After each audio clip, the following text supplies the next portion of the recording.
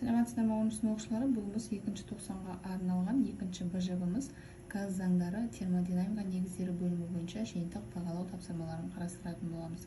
Азыр бирге 2 нусканы талдайтын болобуз балдар. Уналмаган окуучулардан келгендиктен качествосу ушулай болуптур. Жалпы балдар тапсырма саны бизде 3 тапсырма және жалпы курайтын балымыз 12 балл экен. Ал биринчи тапсырмадан баштап орындайык. Тыгыздыгы 1,2 кг бөлүнгөн метр куб, кысымы 9 килопаскаль газдын малярлык массасы 4 грамм бөлүнгөн моль дейт. Газдын температурасы неге тең деп сурапты. Балдар берилген жазып алдык. Эndi биз ХБЖга келтирип алайык. Өлчөм бирлигин килопаскаль. Килода балдар онун 3 дәрежеси бар, сонда 9 көбүйтүү онун 3 дәрежеси паскаль болот.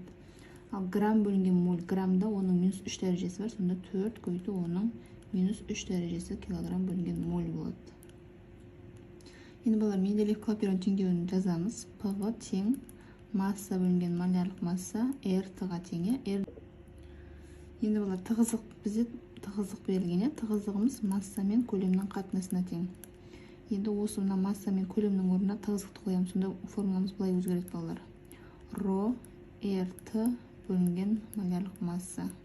Эndi осудан температураны түрлөндүрүп алатын болсак, ПМ бөлүнгөн ро Р деген формуламыз курулуп чыгат балдар.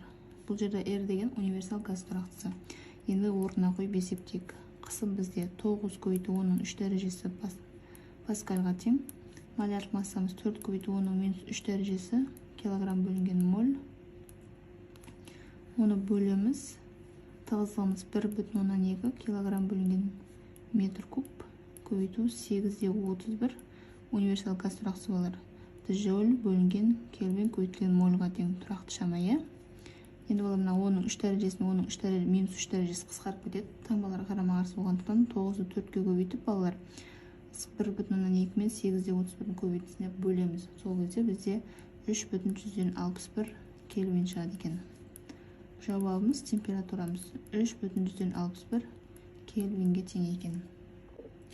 Ал экинчи тапсырмада туракты массадагы газда өтүп жаткан циклдик процесс берилген дейт. Газдын макропараметрлеринин өзгөрүү сыйпатын көрсөт, кестени толтур дейт балдар. Мына астында кесте берилген. Мына сурет боюнча балдар. Энд суретке карайбыз. Бизде биринчи кестеге карайтын болсак, 1 және 2, бирден экинчи аралыкка өткөн кездеги изопроцессторун аныктаңыз дейт. Бирден 2-ге өткөн аралык менен мына аралык балдар. Мына көлөм болса, мына температура, дәл ортасында балдар кысым бар деп аламыз да. Сонда 1ден 2-ге өткөн кезде балдар, бул П константа, яғни кысымыбыз туракты. Бул изобара процесси болот. Изобара процесс. Одан кийин 2ден 3-ке өткөндө дейт. 2ден 3-ке өткөндө мына аралык, яғни температурамыз туракты болуптур. Мына температурамыз өзгөрүп жаткан жок. Сонда 2ден 3-ке өткөндө балдар температурамыз туракты. Мына температура. Бул аралыкта изотермия процесси болот. Ал одан кийин 3ден 1-ге өткөндө дейт. 3ден мына 1-ге өткөндө көлөм туракты болуптур, өзгөрмөй мына аралыкта тур. Сонда көлөм туракты болгон кезде балдар изохора процесси болот. Ал 3-нчү тапсырмамызда 10 моль бир атомду газды изобаралык 200 кельвин кыздырган кезде онун ички энергиясы канчага өзгөрөт дейт. Ол канча жумуш жасайды деп сурапты. Балдар берилген жазып алдык. Бир атомдуу газда балар эркиндик дәрежеси 3-ге тең болот. Эndi бизде изобара процесси берилген экен, яғни кысым туракты. Кысым туракты кезде балар жумуштун формуласы П дельта В-га тең.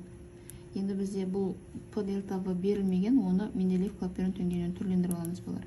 Масса бөлүнгөн малярлык масса R дельта Т-га тең болот. Эndi бизде масса менен малярлык масса жок, бул ньюду берет балар. Сонда ньюбуз тең масса бөлүнгөн малярлык масса.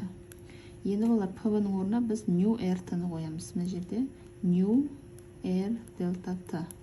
Сол аркылуу жумушту эсептеп аламыз. Нью бизде 10 мольга тең. R бул жерде универсал газ турактысы 8,31 джоуль бөлүнгөн кельвин көбүйтүлгөн мольга тең. Температурамыз 200 кельвинге тең. Ал есептесек балар бизде 16620 джоуль чыгат экен. Эndi буну килоджоулга келтиретін болсак, 16-тан кайрайга өтүрдү. 16,62 көбүйтүү 13 дәрежеси джоуль деп алсак болот. 3 дәреже бизде килону берет. 62 килоджоуль болады. Енді балар ішкі энергияның өзгерісін табыңдар деген екен. Ішкі энергиямыз бұл бір атомды кезде И бөлінген 2 масса бөлінген малярлық масса R дельта Т-ға деген негізгі формуласы. Енді бізде малярлық массаны міне зат мөлшерімен түрлендіріп аламыз. Нью R дельта Т-ны береді. Сонда балар мынау бізде міне жұмыстың формуласын берді. Сонда И бөлінген 2 көбейту А деп ыңғайлап алсақ болады. Қайта есептеп жүрмес үшін. Енді орнына қойып есептейік. И-іміз 3-ге тең, бөлеміз 2-ге, көбейтеміз А-мыз 16,62 килоджоульге тең болды.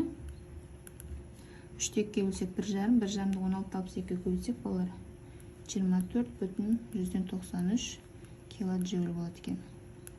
Сонда жауабымыз, жұмысымыз 16,62 килоджоуль болды. Ал ішкі энергияның өзгерісі 24,193 килоджоульге тең екен балалар. Ал балалар, осымен сабағымыз аяқталды. Түсінікті болса лайк басып, пікірлеріңізді жаза кетіңіздер және каналыма жазылуды ұмытпаңыздар. Жақсы оқуда сәттілік, сау болыңыздар.